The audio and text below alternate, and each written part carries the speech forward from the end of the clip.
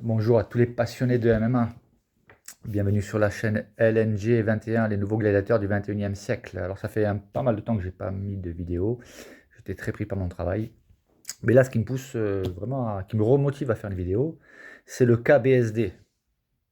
KBSD. Alors, pourquoi je dis le KBSD? Parce que BSD, il a eu une ascension fulgurante. Et puis il a eu deux accidents de parcours, on va dire ça comme ça, avec Dustin Poirier et puis là récemment avec Renato Moicano. Et là, moi, quand je vois les réactions sur les réseaux et les analyses, etc., je suis choqué. Je suis choqué parce que je trouve que vraiment et je parle pas de tous les fans en plastique, en carton, là, en papier mâché. Enfin bref. Moi, j'aimerais juste rappeler un truc. BSD, il commence le Jiu-Jitsu brésilien en 2017.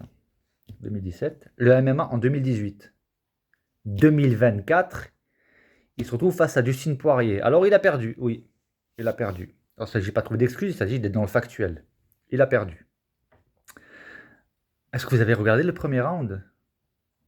Est-ce que vous l'avez bien regardé? Sinon, retournez le voir, le round. Le premier round contre Dustin Poirier. C'était une leçon. BSD, il l'a, sachant qu'il avait un staphylocoque. Hein. Après, on en reviendra là-dessus, parce que j'entends déjà, j'ai entendu, ouais, il y en a qui avaient des staphylocoques, ils ont combattu. Oui, on va en reparler après. On va voir dans quelles conditions. Voilà, donc on sait, de toute façon, on a vu que BSD, c'était pas le BSD habituel, d'accord? Bon. Bref, le premier round, il lui met la fessée à Dustin. Le premier round, il le domine, mais dominé. Voilà, Dustin Poirier, le grand champion, Dustin Poirier, fait champion. C'est un champion, il est dans la catégorie des champions, mais il n'a jamais été champion officiel, mais c'est quand même un combattant de haut niveau. Donc Dustin Poirier, BSD, le premier round, il lui met la fessée. Il le domine. Deuxième round, il était cramé. On a vu que BSD était cramé. Il se fait éteindre. Ok, il a perdu. Mais quand j'entends certains qui disent ouais, machin, les autres ils ont des staphylocoques et ils y vont, ok. Alors moi je vais proposer quelque chose. Analyse systématique antidopage avant chaque combat. Avant et après le combat. Et après on va voir, parce que staphylocoque avec chargé avec de je sais pas combien, parce que pour moi c'est pas possible. Voilà. On le sait, médicalement, tu as un staphylocoque, tu peux pas, voilà, tu peux pas tenir dans la durée. Mais bref, c'est pas grave. En tout cas, le fait est que le premier round, il le crame à Poirier. Hein. Quand même, il faut quand même rappeler ça. Dustin Poirier, BSD, le domine. Voilà. Là, Renato Moicano. Alors, dès le début du combat, je me suis dit, c'est pas le BSD. Il y a quelque chose qui ne va pas chez BSD. Moi, je pense sur le plan psychologique, il y a quelque chose qui ne va pas. Alors, on sait qu'il y a eu sa rupture avec Daniel Voirin. Alors, il y a eu les pour, les contre. On a entendu les versions des uns des autres. Bon, j'étais assez indécis, j'étais assez perplexe jusqu'à ce que j'entende quand même la vidéo de Thomas Loubersan où il explique quand même que Daniel Voirin est la personne qui s'entend avec lui. Hein. Donc voilà, je ferme la parenthèse, chacun tirera ses conclusions. Mais le fait est que, alors Daniel Voirin, excellent tacticien quand même, hein, ça faut lui laisser quand même.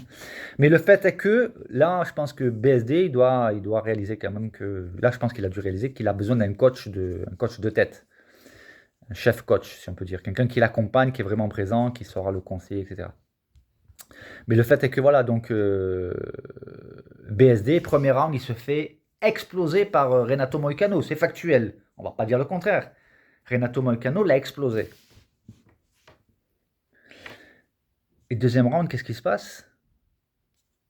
J'aimerais rappeler que il a pris le deuxième round, c'est-à-dire explosé, il voit que d'un œil, il a pris le deuxième round.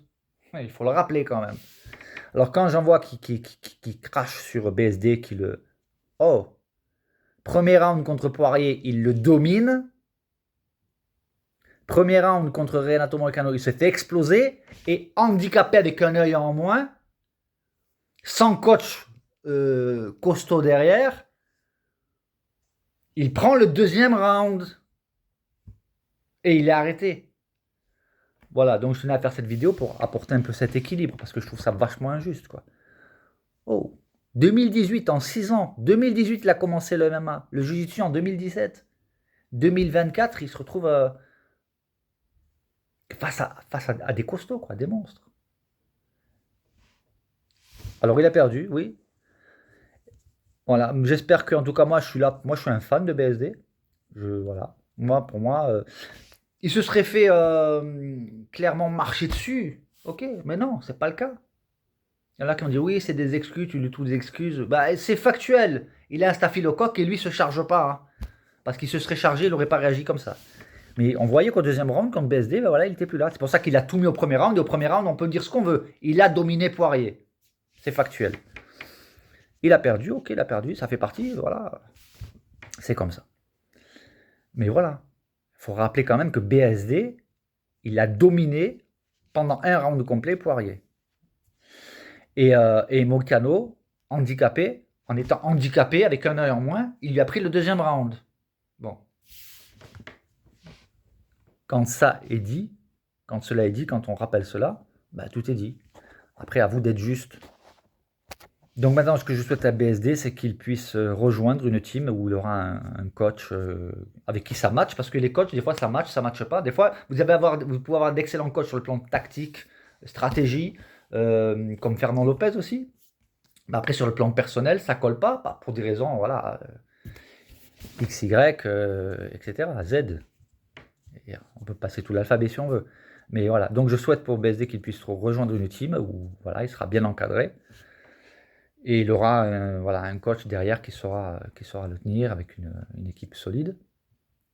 Et peut-être aussi... alors oui, là je pense que BSD, ben, il a appris des choses. Hein. Il a appris peut-être que voilà, il avait affirmé que personne ne peut tenir 3 rounds face à lui, ben, il se rend compte que finalement c'est pas le cas. Bon, ça on peut pas lui reprocher. De toute façon, ce qui fait la force d'un combattant aussi, c'est de croire en lui. Hein.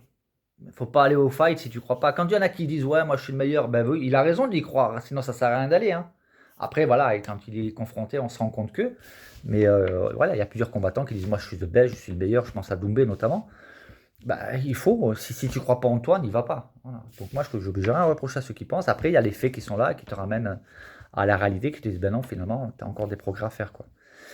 Donc voilà, et je sais que BSD, il est croyant, il est chrétien. Hein. Donc, si je ne sais pas s'il regardera ma vidéo, mais si j'ai peut-être un conseil à lui donner, peut-être changer son appellation God of War. S'il connaît la Bible, il sait que voilà, la gloire, elle revient à Dieu seul, l'appellation Dieu de guerre et tout, je pense. Enfin, il doit savoir que c'est pas très bien vu sur le plan spirituel. Donc peut-être trouver un titre plus humble, peut-être. Quand on prend les exemples des combattants, des héros bibliques, comme David, par exemple, David qui a affronté Goliath, il a rendu gloire à Dieu, il a dit « L'Éternel te livre aujourd'hui entre mes mains ».